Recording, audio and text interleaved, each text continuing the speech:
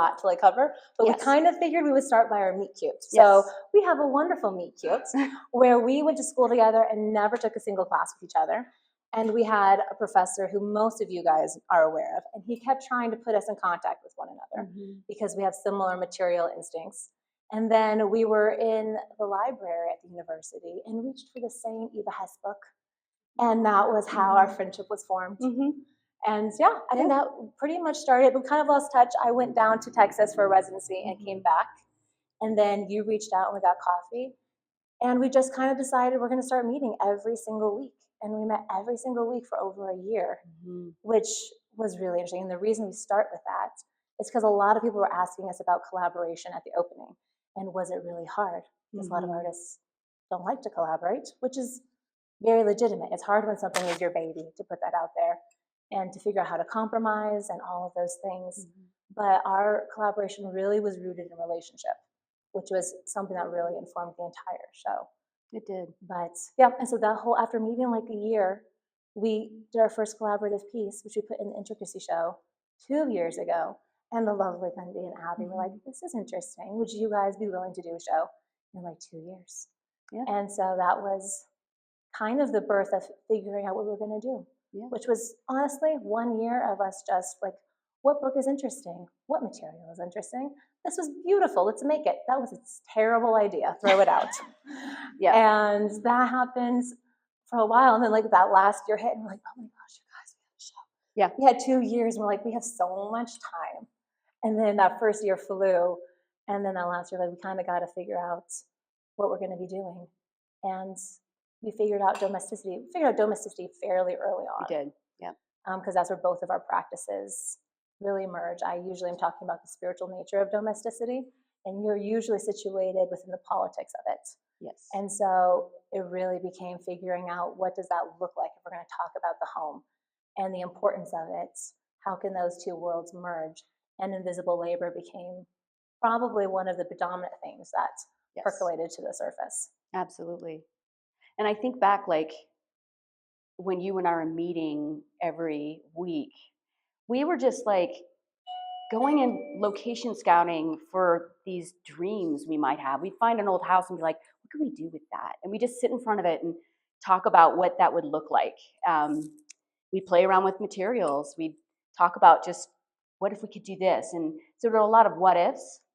And so then the year, when we got this show, when we sat down and we were like, you know, seeing that the anchor was definitely domesticity and that we both come in different positions, trying to find how we're going to anchor and honor both our voices in that topic was very important, because clearly, you know, there's an age gap. I like to point that out. Even though I feel like she's got an old soul. And so I never feel like she's younger than I am. But, you know, like, I think we have a different, you know, I've been married for 32 years. And so my idea of domesticity is very different than Ashley's. And she comes from it with a spiritual perspective, which I really, actually, I think it influenced the way I view my home, actually. So in a way, you know, I love how even your perspective made me look at my home differently. And so, but we spent a lot of time in concepts. So and Abby and Gundy would ask us, like, how's it going? And we're like, it's great. We weren't making anything. We really weren't. But we had so many, can we do a studio visit? And we're like, well, meet us in an antique mall, because most of our items are found items. And they didn't want that. And then they're like, no, an actual studio. I'm like, well, but we're out and about. Well, we're broke and we don't have a studio. But we just also were always moving and relocating and rediscovering, like, what it meant to take our concepts out and create work not having a studio. You know, a lot of times it's frustrating for artists when you don't have a place to actually work. And so we compromised quite a bit. And so, but yeah, I think we used a lot of different techniques on how to find an anchor for our work. But I will say, and I'll use these haikus over here, the drawings on the right, as an example, because we would play around with material and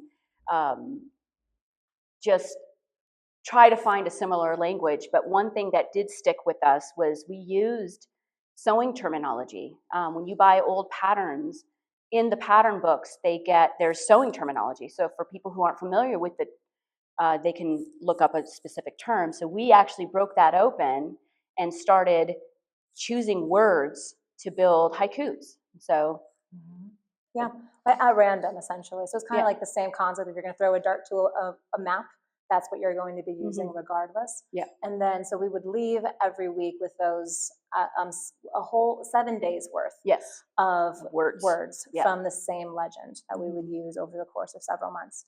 And then we would write different haikus based on those words. Yep. And which I love poetry a lot. I think that it is a huge access point into understanding the spiritual elements of the ordinary, because it's something that's felt, not necessarily that's understood. And we walk through life feeling ourselves and feeling each other and the hum that exists within all these material elements. And that's what poetry does and can unlock. So that's kind of where we came through with haikus, but also haikus historically in Japan several thousand years ago, they came from understanding the domestic space.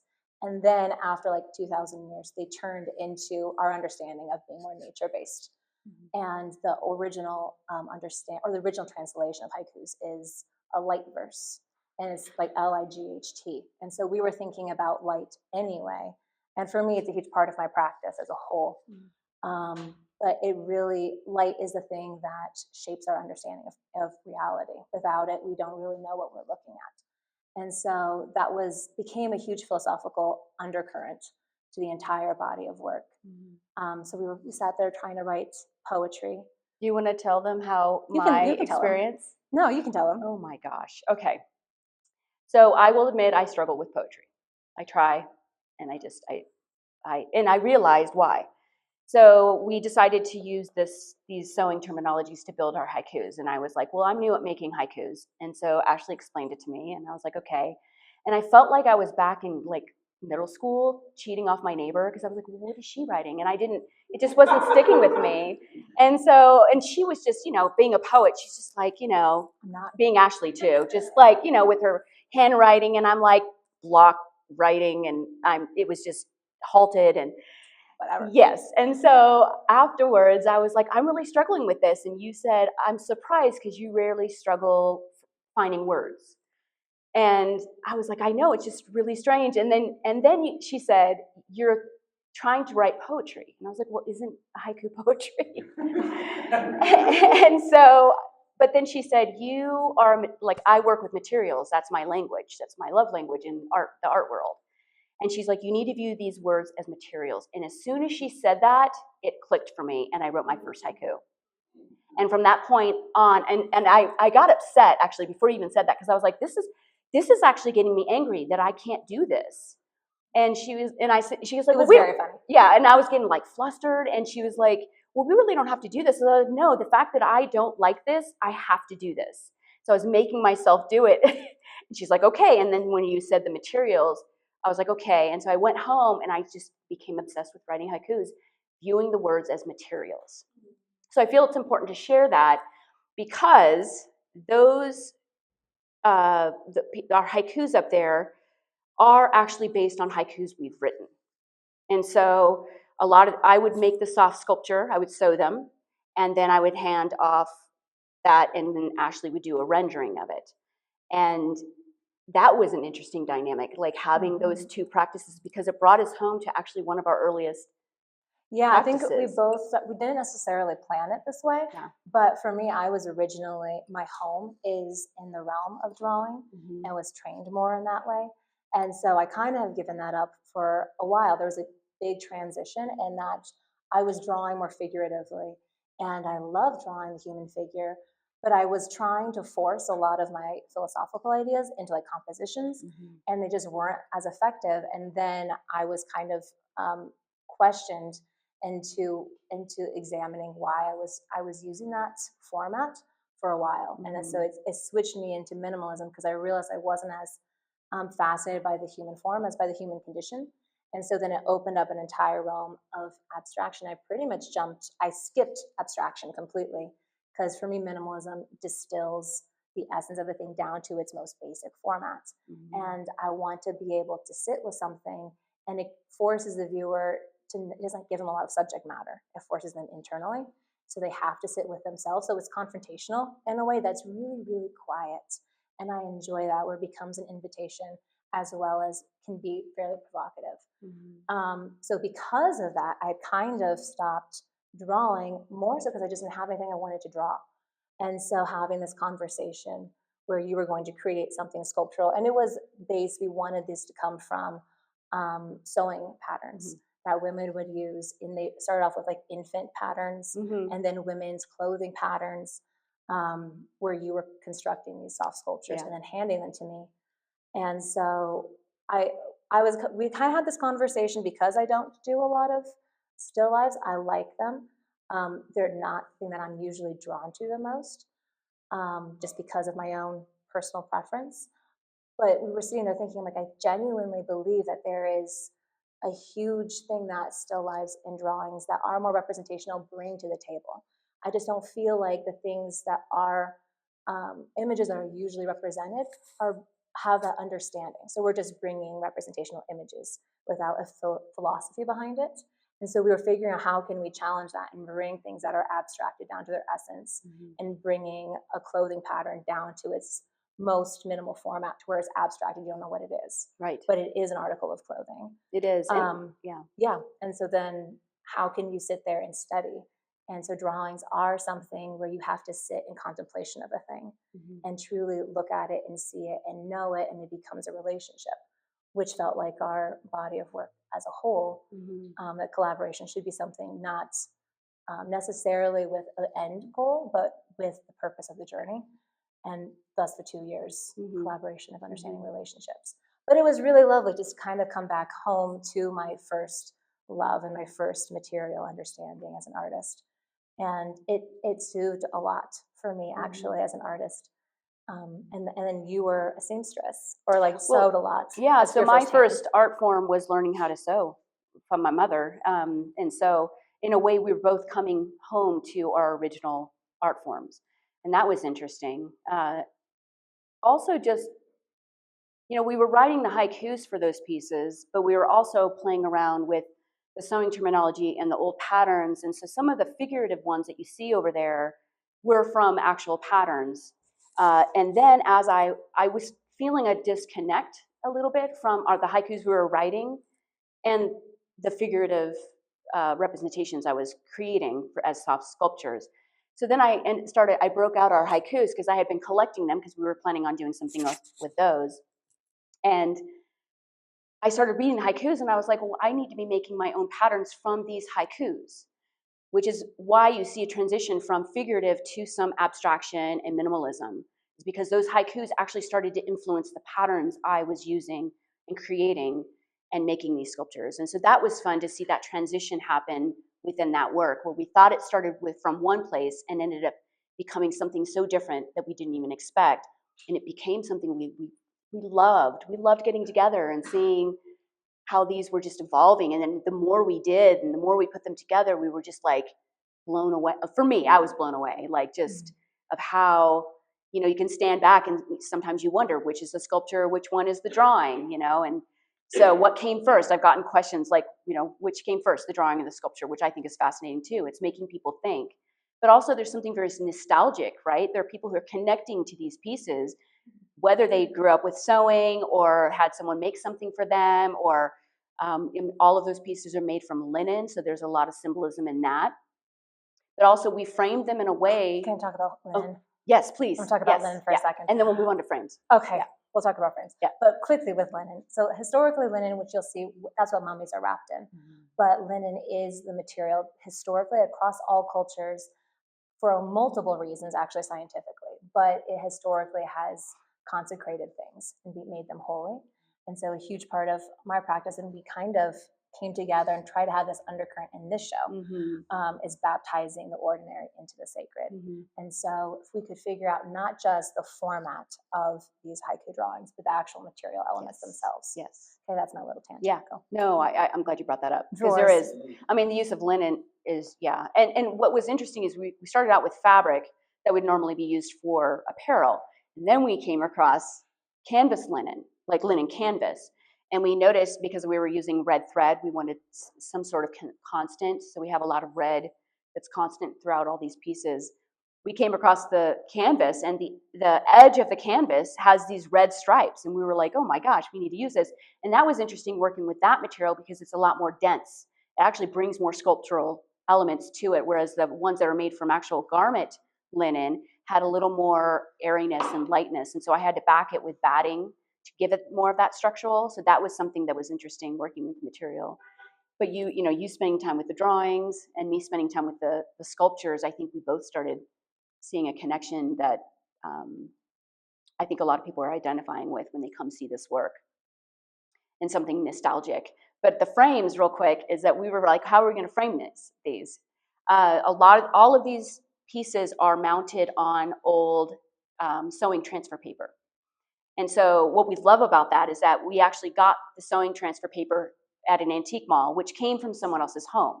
We love this idea that we are collaborating, but we're also collaborating with an unknown source, the material, the foundation of the drawings and the sculptures. So you'll notice if you go on, if you look at some of these, you'll see that someone has used them for a pattern of their own, a rotary tool, diagonal lines, and there's a lot of inconsistencies in it. But that's what we loved about just that unknown collaborative source that's coming already into this collaboration. And then we decided to frame them without glass because we wanted to give people this idea of looking into a drawer. And so rather than, so we bring it into a two-dimensional space. So yeah. And if anybody who received your art historical reference guide, if you look into the first here, you'll see the haikus. And so another artist that inspired this work was Annette Messonnier. She's a French artist, and she did, I show an example here. She actually was known for using everyday objects in her work, and she brought in the rituals, domestic rituals, into creating her work. So what you see here is an image of her work where she's taking fabric and she's practicing the hand stitching these pieces of fabric together, and she started doing a grid, kind of like what we did. So a lot of this style was influenced by Annette Messonnier. Yeah.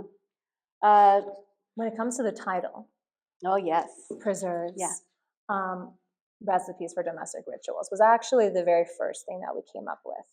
Not necessarily the title, but the pieces that inspired it. So if you look behind you, we have all of our light sculptures, and we're trying to find something that is used in the everyday home that is actually just intrinsically beautiful. So sometimes highly conceptual shows can not necessarily be the most beautiful. And so we were kind of trying to challenge ourselves to where something could be highly contextualized and intellectual and still be formally very beautiful, because that is an access point into, for me at least, I think we kind of came together wanting for you guys to realize how beautiful your own lives were, and the things that exist in your home are actually highly illuminating, and how poetic your existence is. And so mason jars became this vessel of things that are preserved. So canning is a practice that is usually passed down within women's tradition and women's work. And we were trying to figure out something that we wanted to actually can these originally. And that turns out to be a whole other thing, to can water. Yes. And we also had to figure out, so part of our compromise was neither of us wanted we started off thinking about the red strawberry patch lids they usually see in canning, because it sucks it in, but we wanted them to be sculpturally beautiful as well. And so we stuck with these hinges, and so instead of doing canned water, we did use distilled water. And so it comes into this idea, if you can distill an idea down all the way to an essence of a thing, but distilled water is used to clean wounds, it's used to clean cuts. And ironing. And for me, there was a story. So when I was down in Texas, there was a woman who came out, and she was trained by her grandmother and her grandmother before her that you never have empty mason jars. And so you will always, if you weren't using them in the sense of canning, she would always put water in them, because you never know when you're going to need clean water. And so what happened was, during the big storm that was down there, which was when actually I was coming back up to Colorado, huge portions of Texas went down grid-wise, and she was able to sustain her family and like several families on her street with water for over a week because of this tradition that was passed on from her grandmother and her grandmother. And I was just so compelled by the idea of canning water and the generative aspects of that. And that kind of led us into consecrative elements and holy elements, and not just holy like religiously, but also in the sense of like what can we as a human body live off of. And it was always bread and water. And so we had water, which when the light comes through, they create these incredible sculptures of light and reflections and refractions. And they change throughout the day, which was wonderful. Yeah, they change throughout the day, and the condensation within them changes based on the temperature fluctuations in the room. But also, you know, just water in general, there's so many deep layers of symbolism, even water right issues, which I think some people are familiar with, and just access to clean water, like you were saying. So those sculptures are embedded with symbolism, even though they're minimalist and people don't get them. If you spend time with them, there's so much you can connect your personal understanding of what water is in mason jars and those materials themselves. You can bring your own story to these sculptures, which we really loved. There's a minimalistic aspect, of course, to them as well, which we loved. Using light. A lot of our work is not just focused on the item itself and what's in it, but also how it expands outside of the object itself. So you'll notice all our pieces have some sort of light, shadow, play that occurs if you look at all of them. And so we really, as something as simple as a string hanging off of the tapestry that reflects onto the wall, that's very important for us. And it's just something that kind of, we noticed. We were like, oh, this is something we tend to really focus on in our work. So, it's a problem. I have an obsession. But so like regarding the water and then the bread, that really informed our daily bread pieces. And so figuring out how can we do, and you start to see that there are iterations of 17. And so that's playing in it. So the haiku is kind of this theme that you don't notice unless you're actually paying attention. We also really wanted you guys to not feel like there was many pieces when you came to the show. So we designed it to where if you walked in, it would feel like it was really empty and sparse, talking about invisible labor, that you don't notice anything. And then the longer you sit in here, the longer you realize there's over 60 pieces in the show. And so that invisible labor, the things that we don't talk about or that we just kind of take for granted that people around us do, are actually creating a huge mass. And they're informing us, and they're coming from traditions, and they're coming from legacies. And so if you're sitting here, then you're rewarded by understanding that there's a substantial amount of pieces. But we really didn't want you to feel like you walked in, you're like, oh my gosh, there's so much work in the show. So we were actively fighting that urge to do that. And so that was with these transparencies, which are all the same size of recipe cards that you usually get, and thus the beveled edges of mimicking recipe cards. And it's the oldest recipe for bread recipe in the world that the Smithsonian has. And so archaeologists found it in ancient Rome, and they didn't know what it was for the longest time. They thought it was actually a waste product, and they thought it was a rock. They had no clue, but like, we found it, it's important, it's really old. And they brought it back, and then as technology evolved, they were able to actually get to the center of it and figure out that it was bread from ancient Rome, and they were able to actually dissect the recipe from it. And so the Smithsonian now has it, and that's where we got the recipe for this specific bread, and figuring out legacies and things that are transmuted between generations and generations that sustain us emotionally, physiologically, and spiritually. Yeah, and what was hard about finding that recipe is there's 4 ingredients, and we wanted to cover an entire wall. And so we sat on that for a while. We were like, well, we've got this bread recipe. This is great. Now what? So it took us a while then to fall on to the idea of like another practice within domestic home or within homes is often people have some sort of prayer ritual. And so we wanted to bring a prayer into this conversation. And it so happens that the Lord's Prayer talks about bread, our daily bread.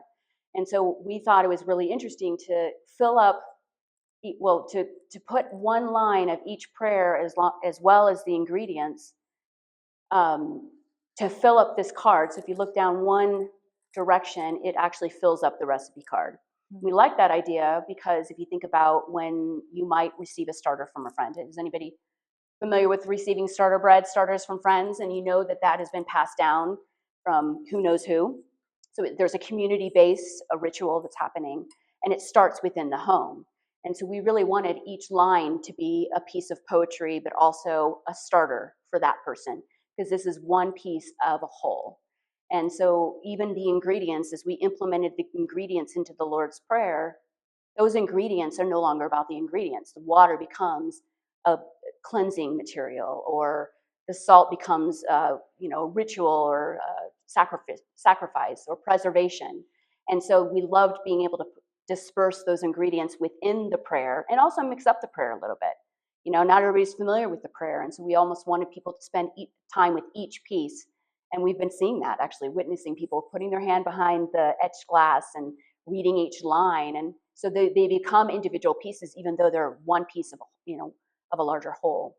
And so there is a community element to this piece that we really wanted to make sure people appreciated. And we also wanted the etching. Ashley has a Dremel tool, and we did a diamond tip tool to it, and that created like almost this light scriptural kind of feel to where it was almost like a whisper. Because a lot of people, when they say their prayers, sometimes they whisper them or they say it in a low tone. And so we wanted to make sure that it was something people had to spend time with and notice, and not necessarily like we were talked about maybe filling the engraving, and that would have had a different feel.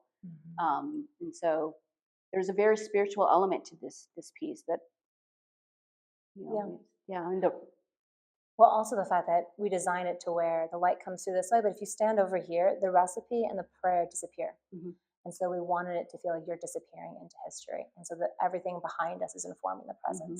So there was pretty much with every piece a consistent narrative of how the past informs the present, and the present will inform the future. Well, and also I love the idea that you have to spend time with this work. Like depending on which direction you come, you may not know that you need to come down here, depending on the day and the light, to actually see the whole card being filled. And so it changes throughout the day. Even the shadows, these shadows change throughout the day. And at night, they actually create a zigzag, and they actually join into one another, which is a beautiful thing to see. Little fence. A little fence. Little fence. Yeah. No. I feel like, and in our brief history guide, we have a stylistic reference. There's a minimalistic artist, John McCracken, and he was known for a very minimalist sculpture that, for me, just reminded me of the pieces we were working on. His goal was actually to say the most with the least amount of material, which is the epitome of minimalism. Yes. So. Anything else that you want to talk about? Let's see. Before we ask questions. Yes, so feel free to look at the reference guides. We have different, we have a surrealist artist in here.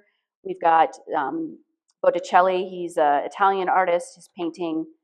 And feel free to just spend time with these references and think about how the work was inspired by these artists. Something on the front, though, is it looks like a little bit of a menu, but we wanted to talk about the number 17 also plays into the pricing of our work.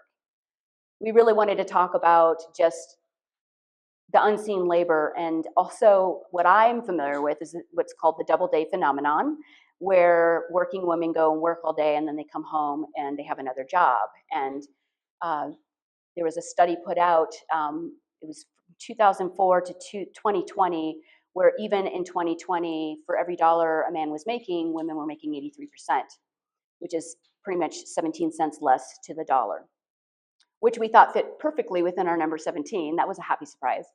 But we really wanted to play around with that idea of the value of art, and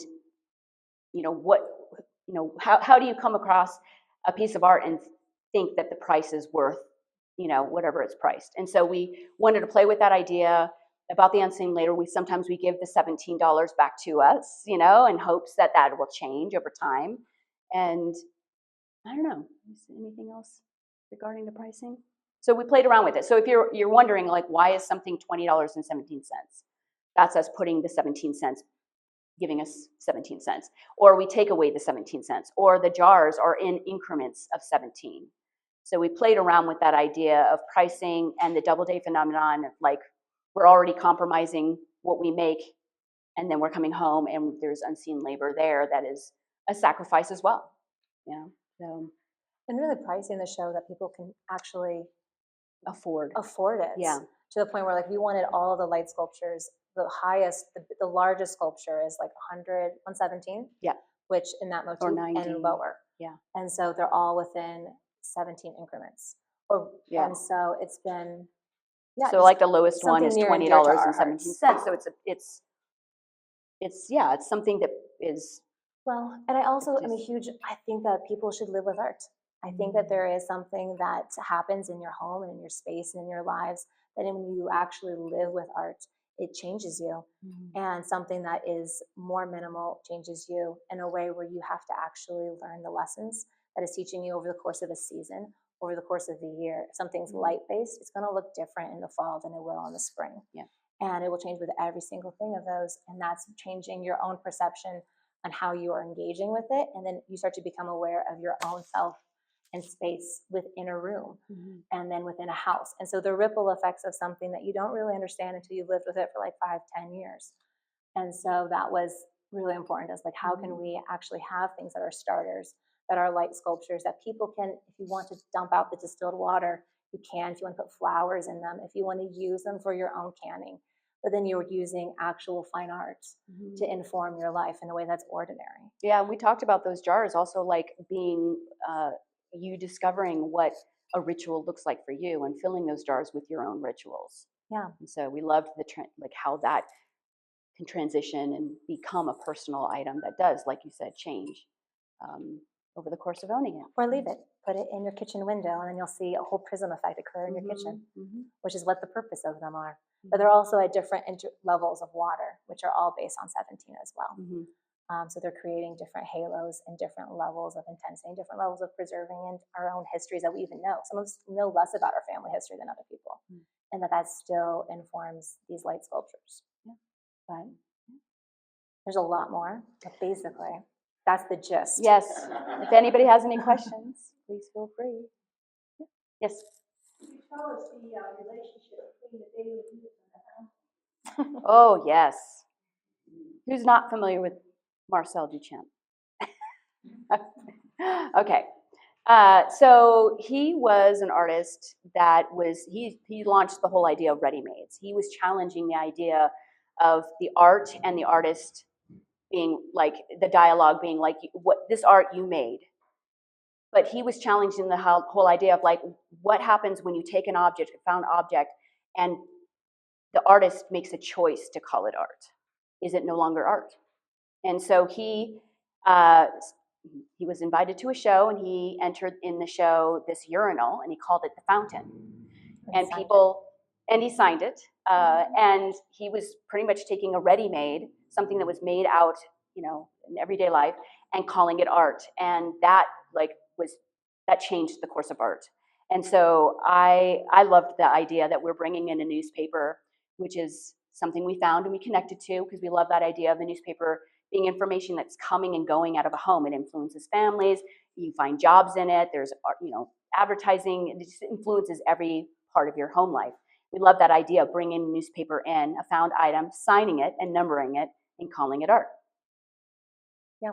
It's also, the title of it is 100 Years of Progress. Yes. And that specific paper came out in the 40s. Yes, and Duchamp was doing this about 100 years ago. So we love that connection as well. Yeah. Yeah, I think that was a huge part, and specifically with this piece, we wanted people to leave, and this one as well. We love the idea of people leaving in the city with 17 different people, with like 17 jars of water. That was so hilarious and compelling and beautiful to us, that people are bringing these jars of water home, and then they are a part of a community that is invisible. And so, like, just you're further reiterating that invisible community, that invisible labor, and how we are connected by things that are very minute, that we don't always realize. Between 17 of us get the same flour at the grocery store, and we all have the same whatever it is. Reach for the same book at the library. Like, there's a lot of context behind that, but it's really delicate and fallible. especially when it's not acknowledged, because then people feel alone and isolated. If we only had one piece and you bought it, and you never realized, if we didn't number them, which we numbered everything, even these very specifically, so that you knew you had one of 17, you had 6 of 17. So you might not know who have the other 16, but you're a part of a community that owns 17 other things of these. And that ties you guys together, even if you don't know who they are. And whether we realize it or not, we are affected by our communities. Even though we come home and we spend, time with our families, someone knocking on the door and bringing a bread starter, and saying, "Hey, I want to hand this to you." We're affected in so many ways, and that is what we're trying to do here: is highlight that we all need each other, and we're all influenced by our communities, and it comes into our home and influences our home. Can I start? Please do. Okay. So way back 2 years ago, we were trying to figure out, I really loved the idea of a hearth and coming back to a hearth. And historically, that was where people gathered in the evening, and families gathered, and that's where conversation and traditions were shared. Not so much the kitchen, because things happened in the kitchen. And then after it got dark, you didn't have light there. So everyone came back to the hearth. And so today would be the kitchen, which is why you see elements of that, as well as the hearth. And so we're trying to figure out mantles and what that would look like. But we also so there's a Victorian practice, which you would see, especially if you go to Pioneers Museum, you'll see replications of Victorian homes, and you'll see this a lot, but there is tile work around these homes, and they have images on them. Those images are usually, they're either Aesop's fables, or they're often Dante's Inferno, and they're these really basic stories that everyone would know, or they're characters that what people would do, they were basically chapters in a book. And so everyone would sit around the fire, and then whoever was in charge of creating the story, it was usually parents, would pick a story. The kids would pick a tile, and then they would completely construct an entire narrative on that tile. And so we're like, how is storytelling involved in our identity making? And then our identity making coming from, just like we just heard that from our mom and dad. We heard that from our grandparents, and how that's attached to nostalgia in a way where it's almost invisible. You don't even realize it's there until you encounter something in the world. And you're like, oh my gosh, I feel like home. I don't know what it is about this thing, but it makes me feel like home. And so that's a huge part of tiles. And we couldn't do a tile wall. And so we're like, how can we figure out tiles? And so we came up with more of a motif. And we talked about wallpaper. We wanted to do wallpaper too. We wanted to do wallpaper. And it transferred into wallpaper, and then it motifed out of wallpaper again. It was going to be a painted wallpaper. Yes. And then install. The tears that Gundy was talking about was install day. And it was very, very fun. I don't recommend. It was required. It was. Blood, sweat, and tears, all in this show. It's we needed tears. It was the first cry. It's the sacred elements. And it just was not working, because we had actually taken molds that were based off of these molds that we had gotten, which are old gingerbread cookie molds from a whole other tangent, is something trying to figure out how like folk art from the countries that we came from would look like. And that happens to be similar motifs aesthetically. And so we made molds off of those, and those were going to be the wallpaper. But between the textured wall and the textured molds, it looked like we just threw paint on the wall. And so we had to come up with a different plan. And so it was kind of returning back to the idea of tile motifs and coming up with the floating squares is really how that came about. But understanding wallpaper as something that really contextualizes our environments. Yeah. Or domestically, at least. Anything else you want to say? You want to add to that? I think that's pretty accurate. Oh, and then we wanted to have we wanted the title down here, because we wanted you to be aware of your own space. So if you have to actually change your physical position to see the title, was a part of that, where you're engaging in a different way as well. So a good example of that is our ironing board by the window. So typically in museums and galleries, they have these plinths or pedestals that they highlight, they elevate the work. Which we have back there. But we wanted to bring in a domestic item that would typically be considered craft or, and not necessarily fine art. And by painting it the same flat black white and using it as a pedestal and putting it among fine art pedestals, we're addressing this whole idea of craft versus fine art, and elevating this idea like, oh, can we bring craft items into a gallery space and call it fine art? And so that's going to be a debate that's going to go on forever. And each artist is going to grapple with that individually. Like they might have a connection with weaving and go, well, that's always been considered craft. I can't do that now. I've got to be a painter. But now you have women who are hand weaving their own canvases and painting them. And so they're challenging that idea of the craft practice coming into the fine art discussion. Yeah, I hope that answers your question. Yeah. Also, decorative implies pretty. Mm. And so for me, I usually, I engage in this conversation a lot because beauty is really important to me when it comes to formal aspects. And so I think that there's a huge distinction between things that are pretty and things that are beautiful. I think pretty is an umbrella, or it comes under the umbrella of beauty, where it can exist and be beautiful, but the beauty does not exist within the requirements of pretty. And I think that beauty is much more aligned with integrity. And so things that are true and worthy and good fall under that. And that can be a really ugly conversation that you have to engage in. And it can formally play into design elements, but you're having something that might not be pretty, but you respond to it in a way like, I don't know why I'm compelled by that, but it's beautiful.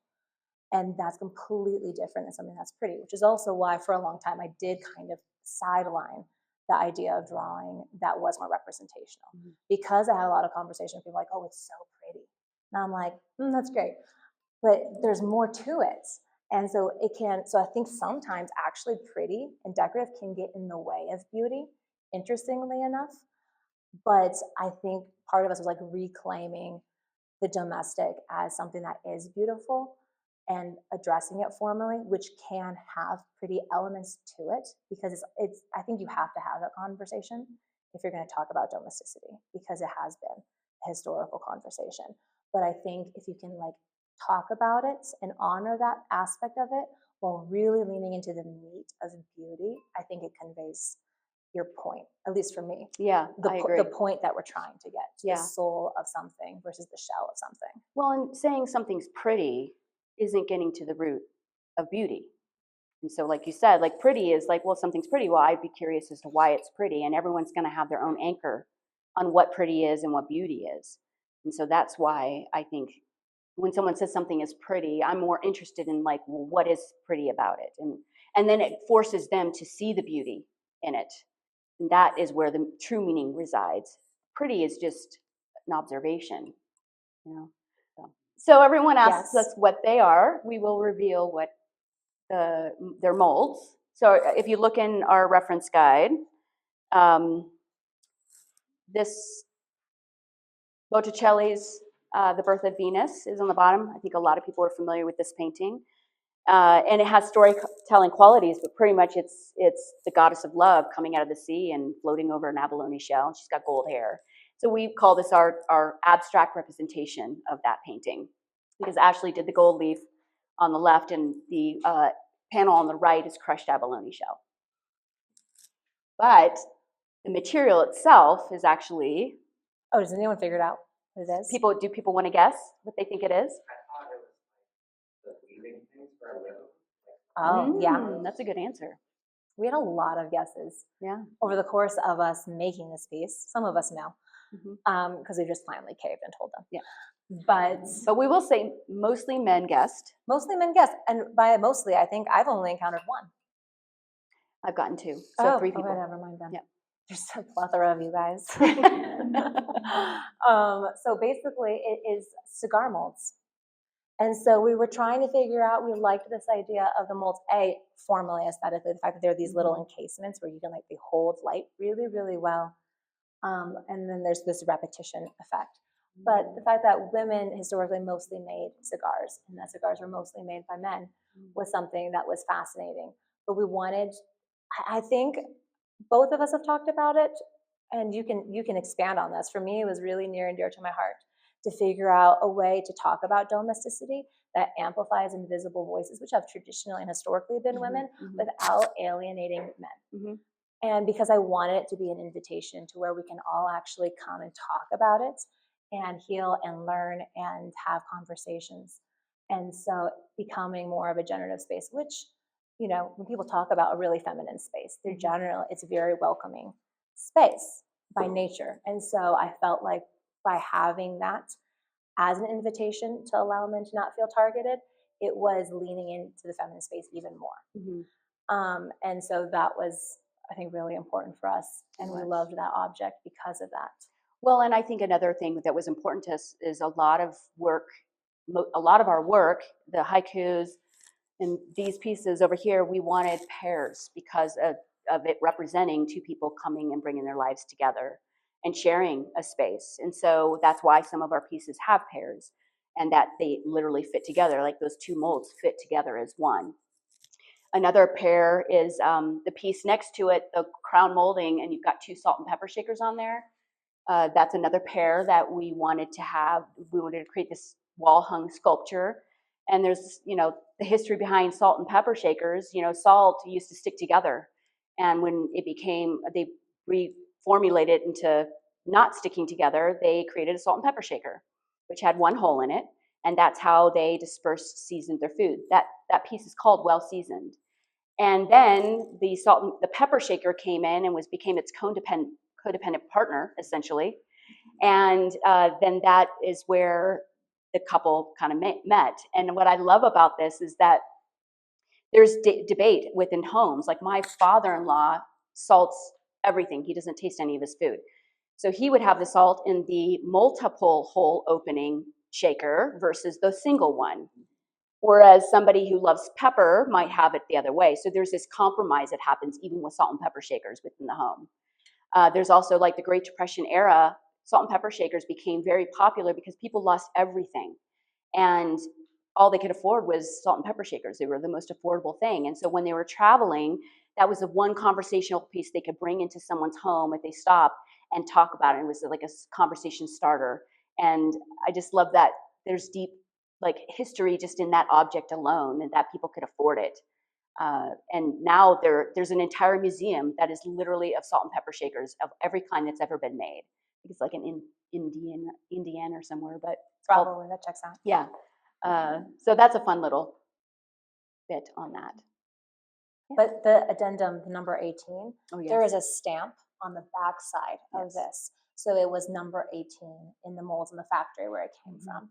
And because our whole show is based on the number 17, that is where the title came from. Yes, so it was an addendum. Yes. Oh, we've got, so that was the legacy right here is the piece that we talked about at the beginning, was our first collaborative piece. That got us the show. That was the reason for the show. Yeah. And that's my great-grandmother's, her chopping board. Mm-hmm. And so I gold leafed that. And it's been fascinating because when I leafed it for the intricacy show, I didn't preserve it with a sealer. And so over the course of 2 years, all of the stains from the oils that she had used and everything had come through. Mm-hmm. And so some of them are really lovely. Others, I'm pretty sure, were from other reasons, and I don't, mystery stains. We'll just put them as mystery stains. Mm-hmm. And they were less philosophically compelling. And so we decided to go over them and then reseal it because we wanted the reflection of the white tapestry to come through, which are all white threads from all over the world. So I was collecting threads from all over the world, white threads. And Ashley and I talked a lot about, we talk a lot about art history in general. So we were talking about white paintings and black paintings, the era of that being important. And so I was like, well, I could do a white painting made of a tapestry. And so I started working with all these white threads that I collected, and I realized the white threads weren't all the same white. And in a way, it started creating this landscape in a way. And so I love this idea that they're nothing but white threads, yet you get an image through it. That and the fact that every area in the world has a different version of white. Mm-hmm. Yep. I think it's kind of And so we made sure there was little openings in the different shape. Yeah. And so there's little slivers in it to make sure that the gold leaf comes through. The tablecloth in the back, the very back, that is a found object. And the needlework I did over a very long time. For a year.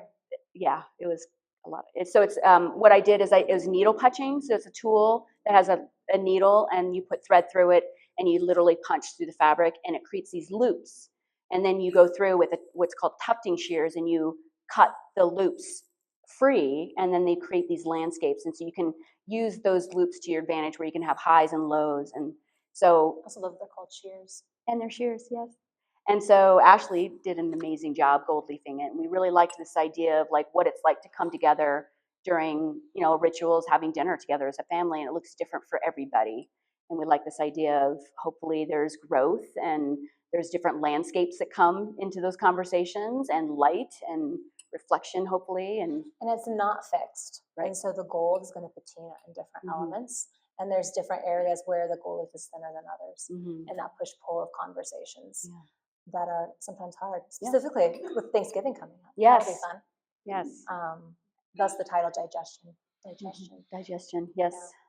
Yeah, which we put in parentheses, because everyone digests their experience at the table very differently than everyone else. So we wanted to acknowledge that not everybody has this wonderful dining experience with their family. You know, there's the complexities that happen. So we wanted to make sure that we honored that. Anyway, thank you guys so much for Yeah, coming. thanks for we coming love out. each of you guys. Appreciate It means a lot. it. Thank you.